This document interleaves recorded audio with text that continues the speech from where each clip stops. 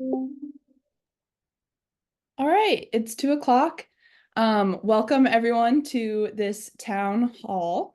And you were just notified that it's being recorded. But we just wanted to say thank you for coming to this first town hall, which is being organized by AGU's Biogeosciences, DEI, and early career committees. We're using this opportunity to explore different topics and provide space for dialogue between members of our community and leadership in the field. We're looking for input onto future town hall topic ideas. So if you have any ideas, please fill out the form that Stephanie is gonna share in the chat if you have any ideas for future discussions. So I'm really excited about today's town hall. Well, we are going to titled, "Is this sustainable? The state of the future of earth science careers?" With the idea being that, what does, with so many people graduating and there's limited options of tenured positions, what does the future of earth science careers look like? And we have quite a great set of panelists that will be discussing with us today. And I thought we'd start out with brief introductions. If you could tell us a bit about your current position, your education and professional pathway, and maybe a favorite science trivia fact if you have one.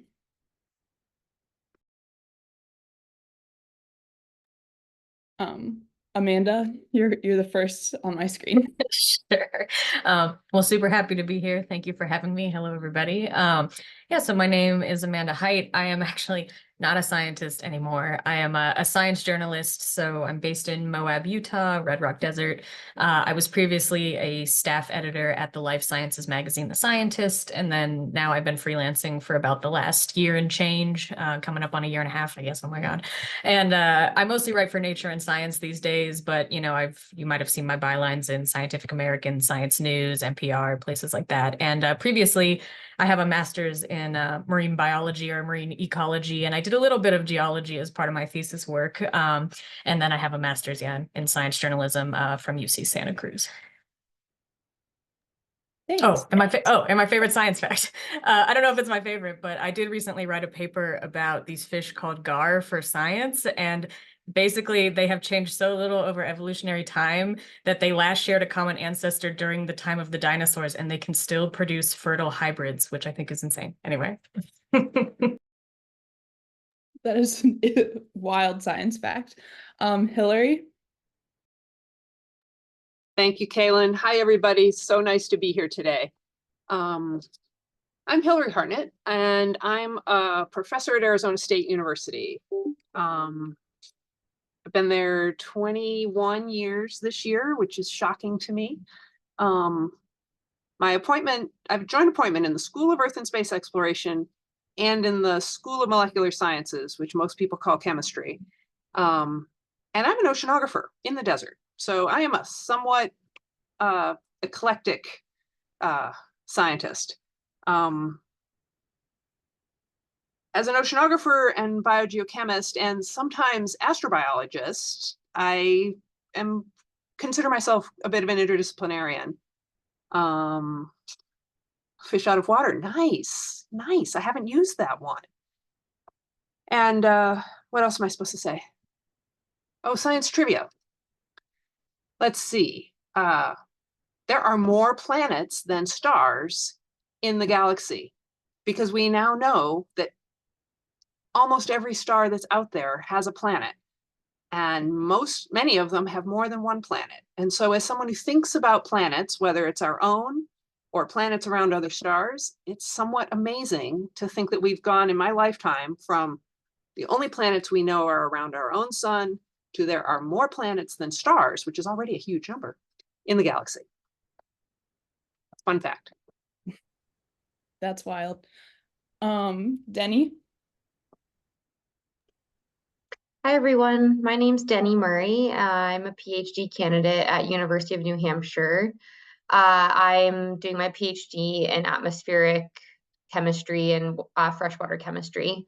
And a bit about my background, I have a Bachelor of Science from University of Washington in biology and conservation. I worked as a field technician for a variety of positions before getting my master's in freshwater biogeochemistry at Utah State University. From there, I took a bit of a left turn and lived in New Zealand for 2 years, working as an environmental consultant, doing various monitoring programs and field work, and decided to return to academia for my PhD here at University of New Hampshire. Recently, I was at a trivia night that was science themed, and I did not get this question correct, but it is now my favorite trivia fact, is that crabs have evolved 8 different times in evolution. So I don't know if that's a trend, but seems like something is going on with crabs that we like. Oh, and Amanda wrote about that. That's maybe where they got that from. That's amazing. Thank you. Small world. And last but not least, Emily. Hi all, so great to be with you today. I'm Emily Cardarelli. I'm a research scientist at UCLA, and I'm working on the Mars 2020 mission. And before I was at UCLA, I did my postdoc at JPL, also on the Mars mission, but on a different instrument, on the Sherlock instrument, which is one of the life detection instruments. And before that, I got my PhD from Stanford in environmental or system science. And I got my PhD in microbial ecology and biogeochemistry of alluvial systems. So migrated a bit from environmental science and microbial ecology to molecular astrobiology. And now at UCLA, I'm working on RIMFAX, which is a subsurface radar to look for habitable environments. So now I've kind of migrated into geophysics a little bit. And my favorite science fact is that for every human cell we have in our body, we have 10 microbial cells. So I always like to think about who's hosting who.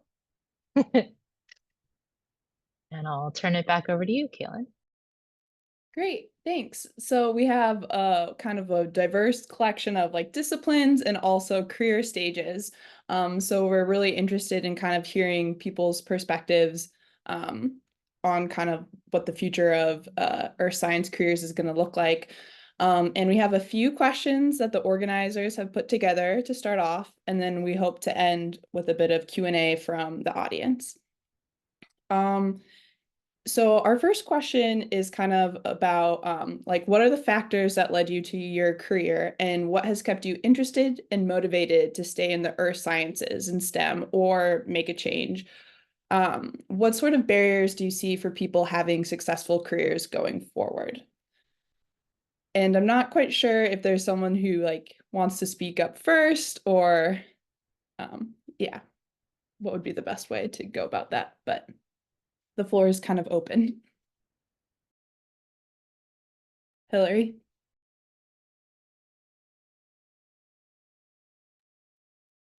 So, let's see, there's several parts of this question. How did I get to where I am? I feel like I had a strangely linear, classic academic-y path, which in some ways is like, okay, I went to undergraduate school in chemistry, I went to graduate school in oceanography, I got a postdoc. If you look at the calendar, I was a postdoc for a long time and a visiting faculty member from who knows where for how long. And then I got a faculty position and I've been here ever since. Except that I'm way broader than I used to be, right? There was no such thing as hardly astrobiology when I got my PhD. And there weren't very many jobs in oceanography when I was applying for jobs, which is how I ended up with a joint appointment in geology and chemistry. And that was like probably one of the best things that ever happened to me scientifically, because I'm still doing oceanography, but I'm doing all this other stuff besides. And that's what motivates me, is the interdisciplinarity of the work that I do, right? I am writing a proposal with someone who is really a forensic anthropologist, but she needs someone to analyze sort of carbon characterization of materials. It's a kind of material that I've never dealt with before. And it's like, okay, let's try that. So for me, it's the interdisciplinarity of earth sciences that really keeps me in it. It's everything from, biology to physics and everything in between. The barriers, and I'll speak only to academia because honestly, it's the only thing I know. It's really hard. It's really competitive. And that is, I'll be blunt, that can be off-putting, right? The competitive part of the academic path is like, it's the thing I hate most about it. And it's like, you got to decide if the things about training students and, trying to make the system better and learning new things about the world are worth the kind of character of the academic environment. And so I encourage students to sort of think about what is it that makes you happy about the science? And if academia or the things that academia enables make you happy, then that's a good path. And it's hard because there's not many jobs, but there's a lot of other ways to do science and be a scientist that don't have to be happening within the academy. Amanda, did you have something to build off of that, or do you? I thought maybe I could go next since I have a very non-linear Yeah, that would be awesome. So, in terms of what factors, led me to my STEM career, keep me motivated. Obviously, I'm not working as a practicing scientist anymore. I did for many years. But I don't think that I left academia because I found it to be, a bad experience or an unwelcoming place, which I know is not the case for everyone. I think more, I just realized that while I'm a highly motivated person, I'm not necessarily motivated by the typical goals of academia, right? Which is to kind of progress through the career line, to run your own lab, to achieve tenure. And, I didn't really have a desire to specialize. I didn't necessarily feel compelled to go get a PhD. And so, something you'll hear from a lot of scientists turned science writers is that they realize that they really enjoyed kind of talking and learning about science more than they liked doing the science. And I think that resonates a little. There are definitely some things I miss about doing science. And so I had kind of looked into becoming something like a lab manager or like a lab tech or something like that. And I was kind of thinking about that, but then, by chance, I happened to learn about UC Santa Cruz's master's program in science journalism, and that's kind of where I ended up. But having said all that, and I guess I'm expecting this is why I was invited onto this panel, is that in my work now, I do a lot of what we call career stories, which they're my favorite thing to do, which is not like, here's some new science, let me walk you through it. It's, what does it mean to be a scientist as a career? What does it mean to engage with academia as a career path? And so I feel like I do quite a bit of writing around these barriers, right? And so I think that early career scientists in particular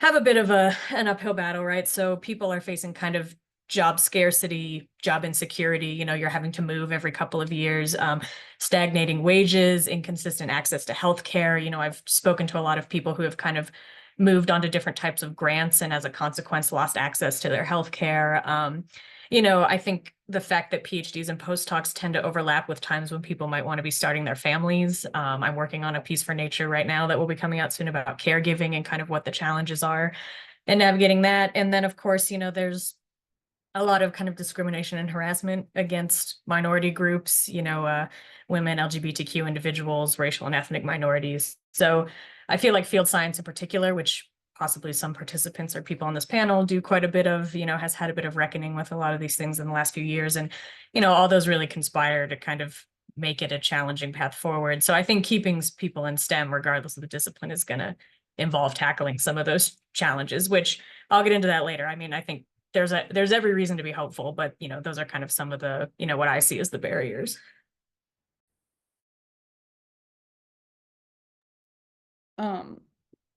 Denny or Emily, do you want to share? Sure. Yeah, I'm happy. Oh, Go ahead, Emily. go ahead. Okay, I was just going to say that I feel like I also had a pretty nonlinear path. So I started an undergrad as a political science major. And actually during the summers in college, I worked for the US Army in manpower and reserve affairs. And I started doing a little bit of research for them in sort of the retention space of different technical folks for the Army. And then I found out I was really good at research and enjoyed it.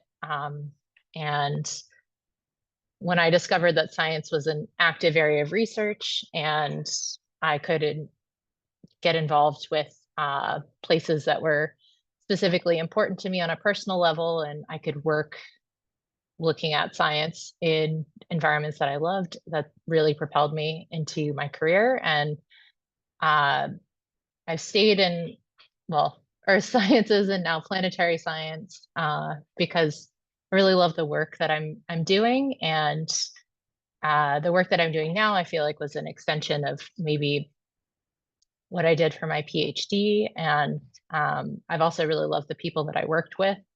And I've also kind of gravitated towards team-based projects that are interdisciplinary. And I think that's, and I think going to Stanford and the program I was specifically in really encouraged interdisciplinary work and engaging with folks that were specialists, but also maybe had this broader interdisciplinary picture in mind.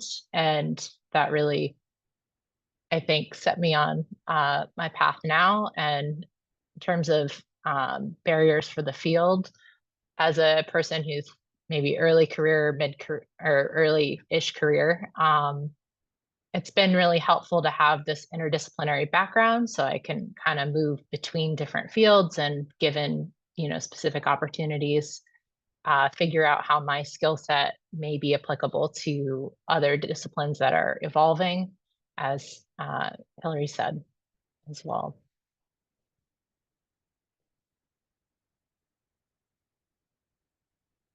Annie, did you want to go ahead? Yeah, thanks. I feel like it's fitting anyway, since I definitely have least experience in academia / science out of all these very impressive women. So I'm like a little starstruck. But yeah, I think my path has been swervy but directionally. So I got into science because I like to be outside. And I think I was subject to what a lot of young women are exposed to, either directly or indirectly, receiving messages of I'm not good at science. Science isn't for me. I'm not good at math. So I started off as just an environmental policy major, and found myself more and more curious just about the natural world, and was fortunate enough to have high school teachers that encouraged me to be on a science team. And I think a theme throughout my trajectory and my career has been strong role models and people who have seen potential in me, seen passion for learning, and encouraged that. And I feel really motivated to do that for my own community because of how important that's been for me to feel like I belong in science. And yeah, I guess like I did my master's. I did a biology based undergraduate degree, and I really wanted to do field work because I loved being outside. And after doing a field tech job for a few years, I realized I was like really interested in developing my own skills in the scientific method and having more responsibility with that. And I had my supervisor actually for the field technician position was the one who encouraged me to get a master's in her lab, which was a really nice transition for me, having a strong female role model who knew me and my strengths. And I definitely credit her with, seeing where I could improve and giving me like lead to do that. But I wasn't convinced that academia was really where I wanted to be for all of the reasons that have been listed already, which is why I decided to go into environmental consulting directly after my master's. That was really like my goal, and like I got that job immediately. And something that really surprised me was that I was bored. Honestly, I felt like I had developed these incredible critical thinking skills for the past 4 years. And when I arrived at my industry position, was sort of stifling those curiosity questions that kept emerging of wanting to see a project to the end, to discover, to be creative, to play with data. And when you're in a consulting company, a lot of times you're at the whim of a client and what they are asking you to provide your company services for. And I think that really hit home with me of why I wanted to come back to academia was, despite its issues, it is a space for curiosity and exploring the natural world, and science itself is a method to do that. And so that was really what motivated me to come back. And I think I'm moving into job searches in the next year, and certainly are facing the heat of these barriers that have been mentioned. I think the linear expectation of productivity is something that scares me, like moving into academia. It's easier to write papers now. Does that mean we should publish more papers? I don't know. So that's a question that I think our field is faced with as we get more computer science resources, as we have more data at our fingertips. How does that reflect on the expectations of a single lab or PI in that space? So yeah. Yeah, that's a really good point. And like, as you are career searching, it is kind of oh, Hillary, do you have something to add? I want to follow up a little bit of what I was saying about what keeps me in the system. Mhm. All three of my co-panelists have talked about things about academia that either made them decide to not go into it or things that they worry about.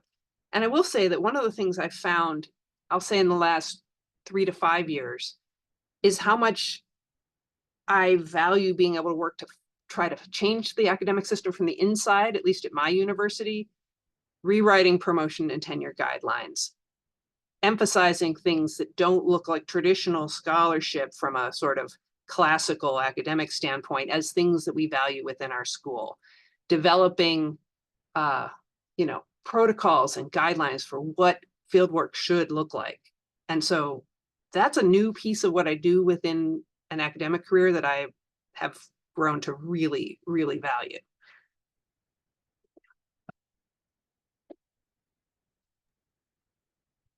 Yeah, it's like exciting to see that those sorts of, like, the barriers that Amanda was talking about are being addressed within the academic system.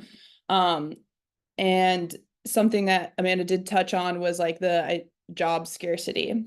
And so based off of NSF data, there are roughly 10 PhD graduates for every one open faculty position.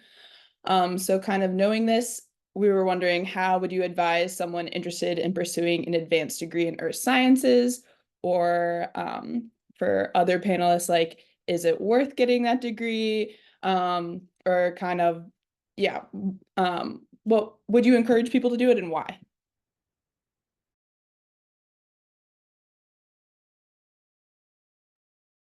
I think it's important to think about what's important to you at each career stage and where maybe you see yourself going. And in terms of getting a PhD, there's so many, I mean, this panel shows there's so many things you can do with a PhD and even with a master's. And I think it's really important to ask yourself these questions, like, do the positions that you think are exciting? I've always kind of gravitated towards research that is upcoming and how and what in priority. So for example, there's money to fund, advanced research and sort of top or the most exciting, using the most exciting techniques, but also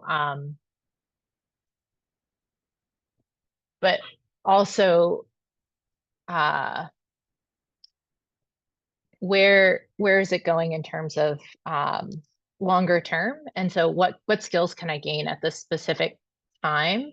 And I think I've been able to pivot to a different field because I said, well, these things are important to me. I want to be in this area, this type of institution. These are the folks that I want to be working with. And this is an area that of study that I want to learn more in. And I think you don't have to get maybe everything from every single position, but knowing like what is important to you and what your priorities are, I think is really important to making these decisions.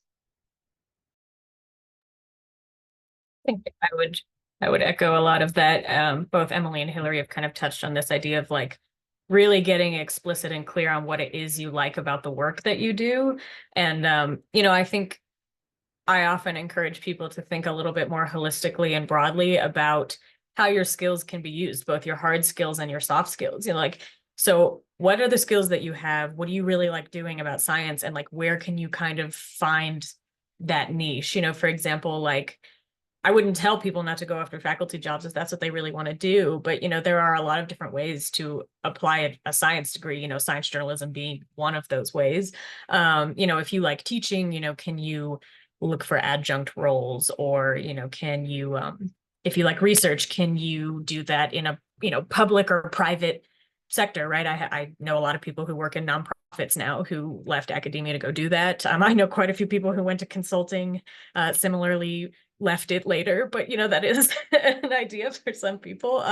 If you like research, could you get a job, as I said, like a lab manager or a lab tech? And these are like full-time salaried jobs that come with health insurance, and you're still very much like involved in the scientific process. Could you be, a grant writer? I have a friend who was really into kind of building the infrastructure to do experiments. So he like opened his own hydroponics company, and that's what he does now. So I think if you like outreach, can you do that in the context of a museum or an aquarium, like whatever it is? So, I think when we buy into this idea that there's just kind of one goal in academia, which is to get a tenured faculty position, we kind of put a lot of pressure on ourselves, particularly for scientists and science journalists, who I would argue's identity is very wrapped up in the work that they do. So I think I always try to remind myself of this, like we get to define what success looks like for ourselves, and like that I've had to have some really kind of like challenging self conversations around like how I want to define success and like what I can do to achieve that. So that would be my advice.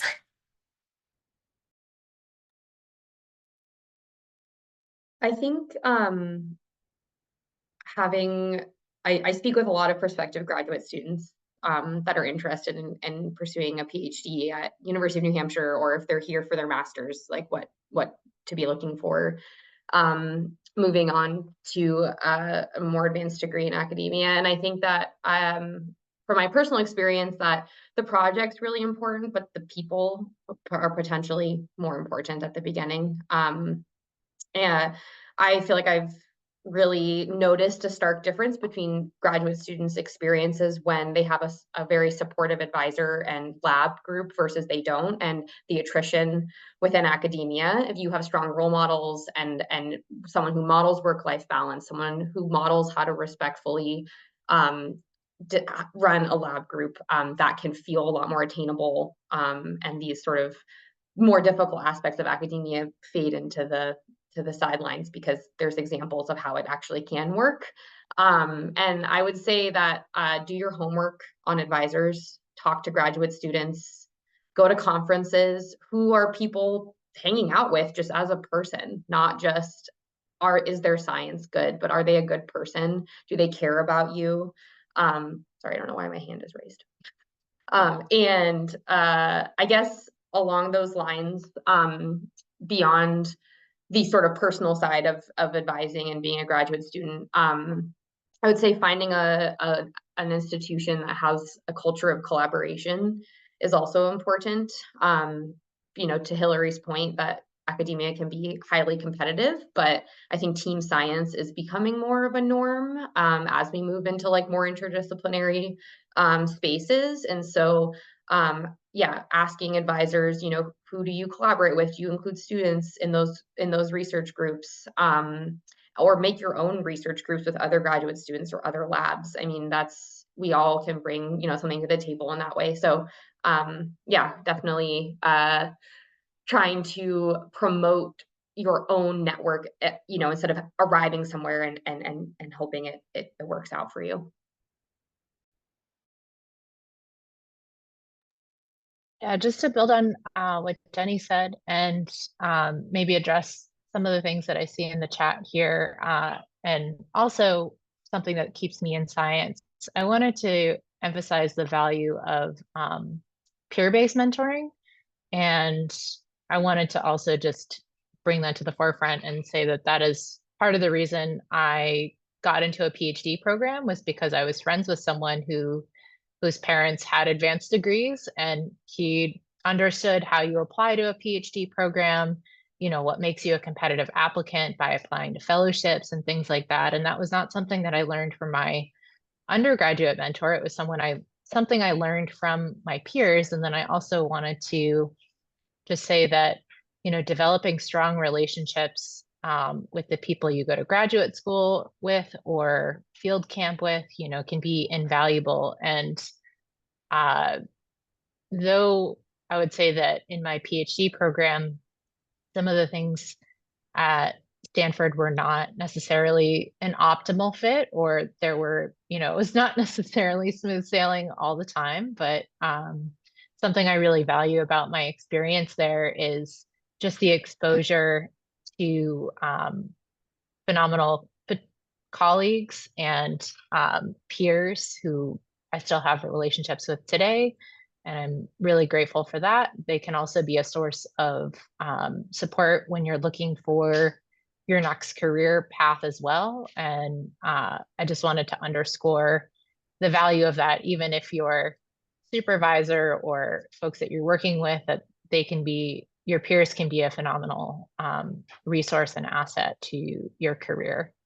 So another plug for folks to go other places to get I'd say educational enrichment if they're not finding it at their current institution. I also participated in some short courses that were really valuable to my career and also helped build some of these relationships. I just want to echo, it's so important to think about your community and your network and the culture of the place where you are thinking about either going to school or working. I think it is a myth that scientists sit in their lab with their goggles and their lab coat by themselves, right? In this day and age, everything we do is teams and collaboration, and the people matter, right? Work with people you like. If you don't like the people you're working with, go find someplace else to work, because there's plenty of great people doing interesting stuff. That can sound, I don't mean for that to sound glib. It's hard. If you're a graduate student and you are tied to your funding, it's hard. But think about your cohort network. Think about your network outside of your department, but in your same university. There are so many good people in science who want to help people get to the next stage. Those are all really great points, and they might have actually answered partially a question we had from the audience, which was how do you deal with difficult advisors or supervisors? What are actions that you could have taken to get around people that sometimes act as roadblocks on your career path? It sounds like that peer mentoring, that forming a good cohort is definitely part of that picture of dealing with those struggles. I wasn't sure if you guys had any ideas of other things to add in terms of advice. I would also emphasize developing, you know, your network within the place where you are beyond your advisor or just supervisor. If you look at any job application, almost certainly they ask for more than one letter of recommendation. And so creating a rich network of, you could think of advisors or just folks that can vouch on your behalf, I think is really important, even, you know, if you have a difficult advisor or supervisor situation, but just, you know, on your path forward, because I'm applying for a position right now and it requires 5 letters of recommendation. So just building those relationships at your institution as well as maybe beyond that.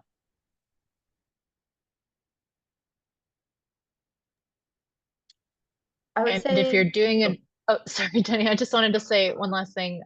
If you're doing a PhD, you almost certainly have a committee. And I know institutions have sort of different policies around how you use your committee, but I really tried to cultivate relationships with all my committee members because I wanted their input on the work that I was doing and wanted their expertise. And it was just great getting to know them and developing relationships with them. were almost no women faculty member at my master's institution, so I packed my committee with people at other universities who were women. So that is one way to go about it. Yeah, I second that. I think I know a lot of students who have sort of had conversations with a committee member and explained what's going on and asked for extra support from them. And I've never heard of anybody not being empathetic to that. So I think, yeah, picking committee members for their strengths other than just scientifically could be valuable. I think that institutions and departments and schools are also much, much more aware that these things can't and shouldn't be swept under the rug.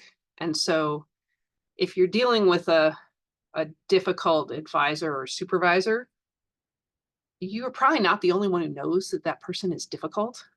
And you can find someone in your department or your program or in your dean's office who will help.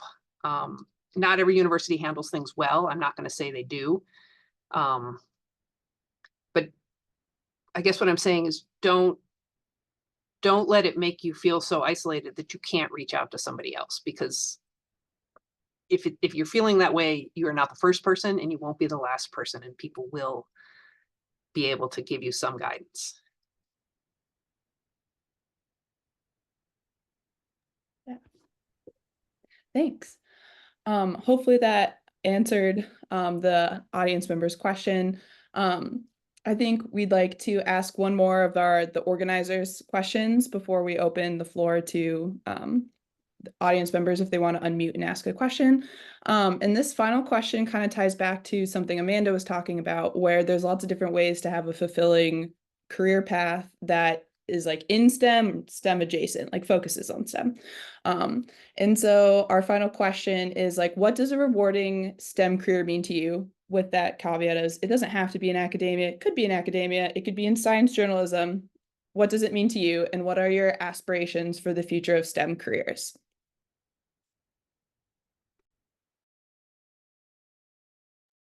Hillary? So for me, there's like these two pieces, right? I clearly am one of the people who is motivated by what motivates academics. I like running my lab. I like doing research. But ultimately, one of the most rewarding things is the stuff we're talking about here, right? Is training my students and having them go off to do whatever it is they want to do in their field. And, when I get a message from a student who's like, oh, I got this job, or, oh, I got into this program, or I'm starting a company, that is like the best thing I ever hear. So for me, it's about helping train new scientists in the world, wherever they go. Sounds like being a professor is a really great position for you.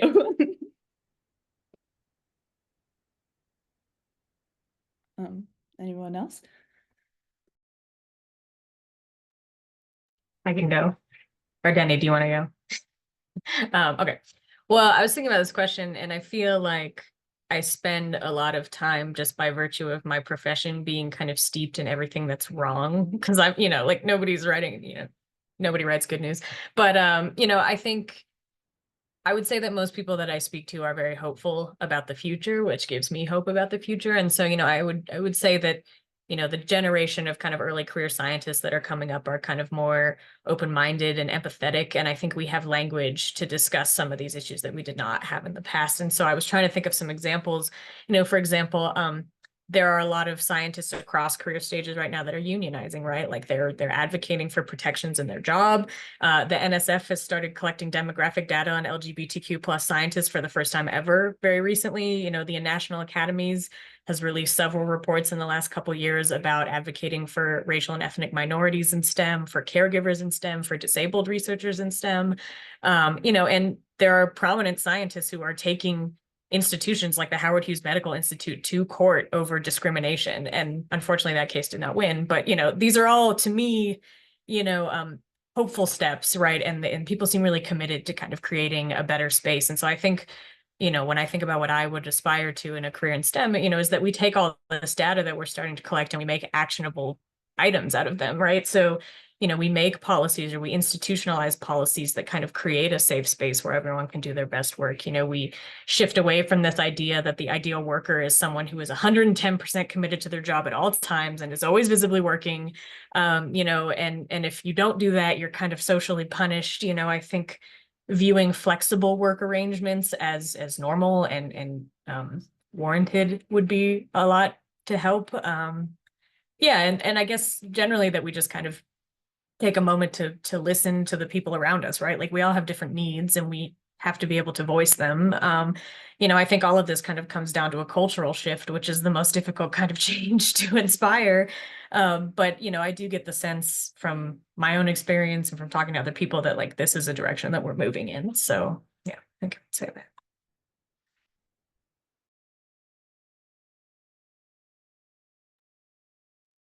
I think building on what Amanda said, something that I found really rewarding in my career is so far has really stemmed on taking small actions, every week, or small actions at the institution or more broadly within our AGU sections, and then seeing what those small actions amount to and that they amount to larger changes, and then to hear from folks that those larger changes have made a difference in their life and made a situation either in their department or in their section more broadly better. I think that's really something that has been super rewarding. Seeing students have mentors and do things that I wish someone had pushed me to do as a younger student. I found that really, and just to see students develop confidence behind their research and all this great work that they're doing, I think that's also very, very inspiring. And I'm hopeful that because larger societies like this one and at the institution scale as well, but really these larger institutions have really pushed for some of these DEI initiatives to be front and center, that they'll continue to promote safer and more inclusive working environments for upcoming scientists, so we can hopefully retain scientists that may have chosen to do other things because they find the environment more a better environment and a safer environment to be in.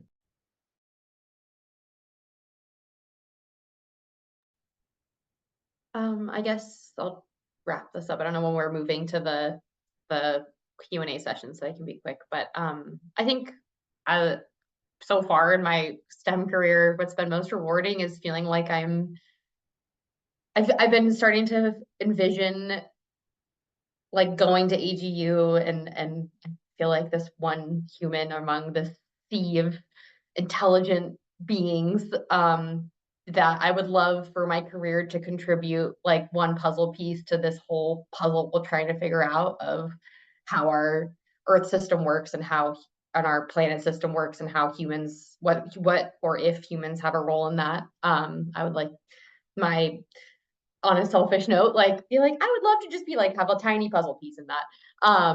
And I think what would feel rewarding about that is doing that in a way that is intentional. And to Emily's comment of little things, like recognizing that so much of these DEI barriers are systemic. If we leave the system, then sometimes we're losing people that could have potentially have helped change the system in the first place. And I'm interested in staying in academia, and I feel inspired to build a lab that is based on and from like a ground up level that's rooted in sort of anti-racism in STEM and inclusivity in STEM, and hoping that by example and generation changes, that becomes a new norm in academia. And so I think that inspires me to stay and hope, draw people in to stay as well. That's awesome. Thanks for sharing, Denny. And I'm glad the future isn't bleak. It sounds like everyone is feeling good about, there are the problems, we have potential solutions, and we're working towards them. So we have about 15 minutes left. And I want to open the floor to questions from the audience. If you want to raise your hand, and then you could unmute yourself, and we could, want to hear your voices too. If you have additional insights you want to add or questions you want to ask.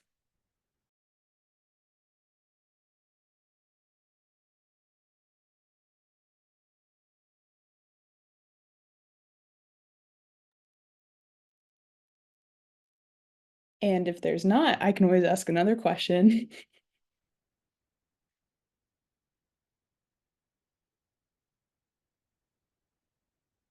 Okay. Tempest. Hi, I was wondering if the panelists could comment on if there are any specific policies or nascent ideas of policies that they think could be helpful for making academia be more sustainable. Is this something like maybe institutions sharing a way of postdocs or students having insurance? Is this are there concrete policies ideas that might make things better?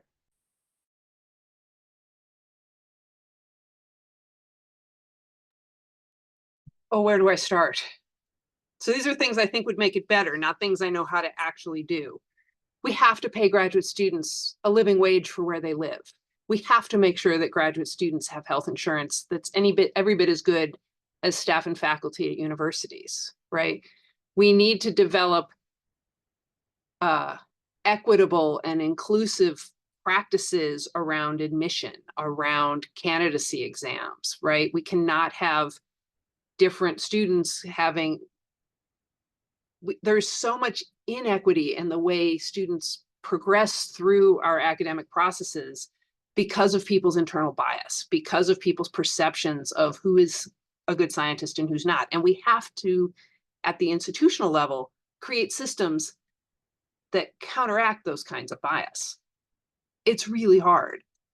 But, for example, in my program, we are rebuilding how we define how students get to candidacy. It's no longer just a 3-hour examination that has all the pressure on it, but it's a series of milestones at each year across the program that are discussed with the committee. And part of it is, yes, there's still a candidacy exam, but it's not the only piece that gets you to the process of PhD candidacy in our program. And there's rubrics for everything along the way. And it's not as though there are solutions to these problems. There are ways to fix them. It's really this problem of will and culture, because there's, faculty that say, oh, well, we always did it that way. I'm like, that doesn't make it right. So, but we have to, we're treating graduate students like the degreed professionals that they are. And that will make things better.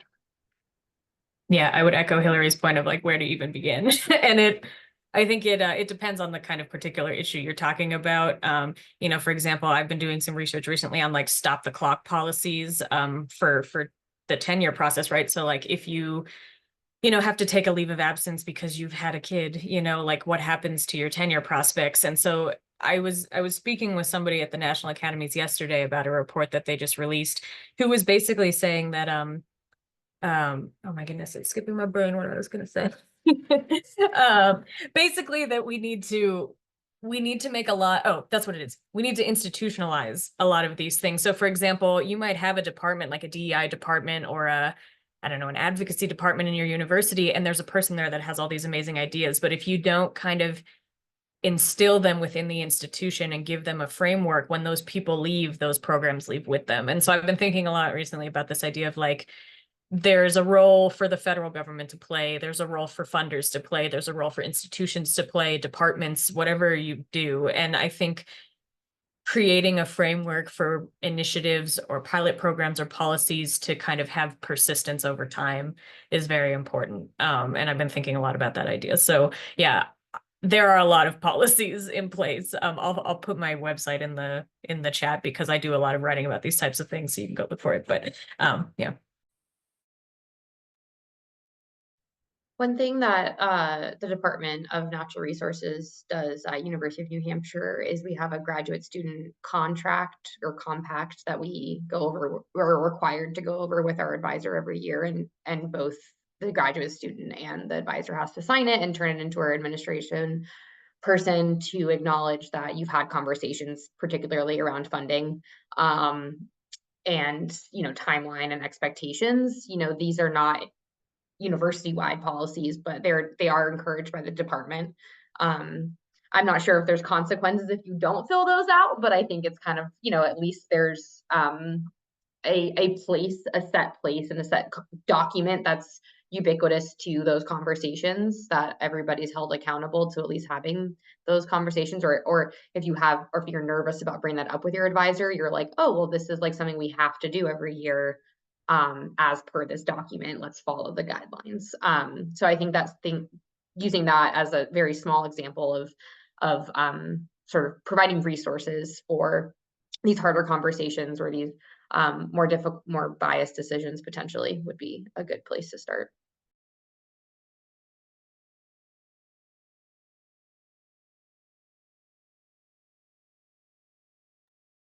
Yeah, I agree with Denny. I think having those types of documents and a framework for having these difficult conversations is really important when you're in your PhD and when in your job in general, whatever that is, if it's in the PhD, after the PhD, just to make sure that I think for some supervisors, it can be very clear that you're on track, and depending on your relationship with them, that you're on track, you're meeting their expectations, et cetera. But for other supervisors, it can be nebulous and maybe the timelines are unclear. And I think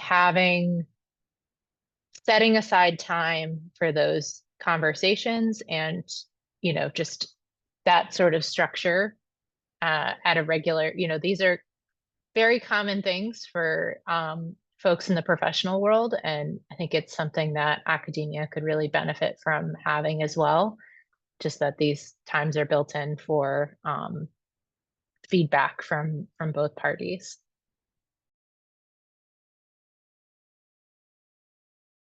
Thanks. Tempest, do you have any follow-up questions? No, thank you. Okay.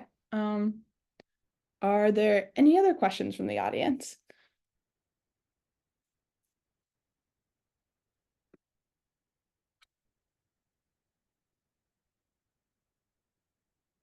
Okay.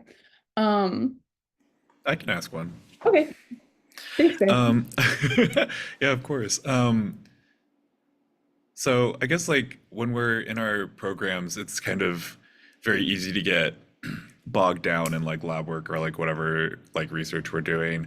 If we are interested in exploring other career, like if we're interested in exploring career options other than like academia, what are ways that we can do that? I guess like during our degree or like I guess soon after, because it's different, I guess. It'll be a different skill set. I can say, I put it in the chat. I forgot to mention this before, but there's like a whole movement around this idea of kind of alternative careers in academia called alt academia. So if you Google that, you can find a lot of resources there. If you're interested in journalism, email me. Always, Danny was talking about mentorship and kind of support that you receive over the course of your career. And that's also been very important to me. And so now I kind of try to that's my way of paying it forward, right? Is like, I will kind of take calls occasionally from scientists who are interested to chat about the realities. I mean, I think journalism has its own problems, but yeah, that is one.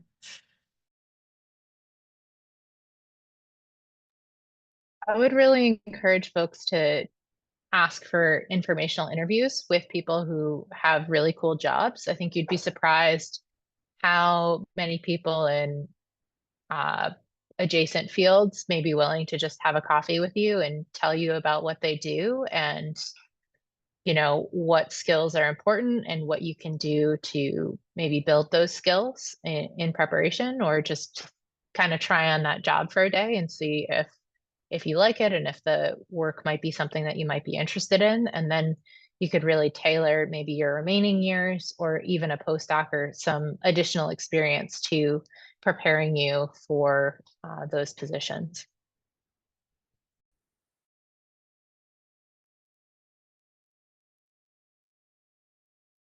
I've been finding with my own research group that graduate summer internships are really an important opportunity for people to try something different.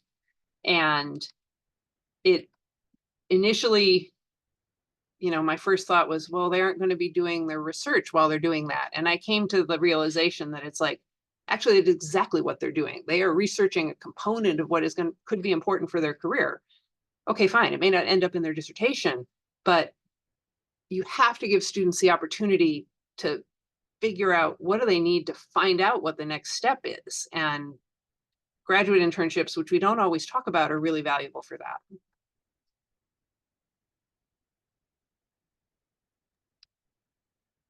Yeah, that's a wonderful idea. That's awesome. I think we have another question from the audience. Annie? Yeah, hi. Thanks so much, panelists, and for Biogeosciences for putting this on. It's really great to hear from all of you. And I guess this is more of like a comment slash question slash just wanting to know your thoughts. I find that when we're consistently having these conversations, it's really obvious like there's so much work to be done. There's a lot of great initiatives happening and like a lot of great resources. But I keep thinking about how I talk with a variety of like students and early career people from all over the world that are seeking advice for various things like finding their career path and all the things. And I just want to like dump a lot of information to them, like from my experience, from things that I've heard, from things that I've learned. And I find it really overwhelming to like steer them in a direction to give them comprehensive advice. And I think as we're like talking about equity and making sure that we get the amount of information like accessible to all, it's just like a really hard challenge. So is there any like favorite kind of path you have that if like a student comes to you looking for advice on like where do you steer them for first, or like what type, like anyway, if anyone wants to answer that or comment on that, I'd love to know, because I feel like it's an overwhelming kind of thought I have a lot. I guess I often ask them questions first so that I can get a really good idea of like what they would like to get out of a degree or a position. Because yeah, it could be a bit of a fire hose. And you know, everybody's experience, like all our comprehensive experience may not all apply, right? So like when, for example, there's a prospective student at UNH, I usually have a phone call with them, and you know, they frame it as I'm going to ask you a lot of questions, but I actually end up asking them a lot of questions as well, because I think that really helps of like, oh, okay, like you don't know this yet, and this is where I can provide, or like, okay, you know about that. I don't need to reiterate that, or I can just plus one that, you know. So I think, yeah, asking like, you know, without feeling like you're grilling them or interviewing them, just like adding to the conversation of like, sometimes when you ask them questions, they're like, oh, I didn't even know that I was supposed to know that. And that in it itself can be helpful to guide them. I also like, I think there are resources. Like I have a Word document of like, make sure you ask these questions when you're interviewing for grad school. Here's all these funding opportunities, and like, you know, I'll just like share that folder with them, and you know, they can do what they will. So that's what I would say.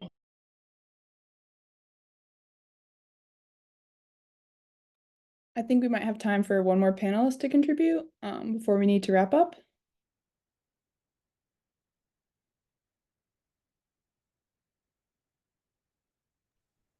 Annie, this is something that the DEI committee has thought about, and we've wanted to create like a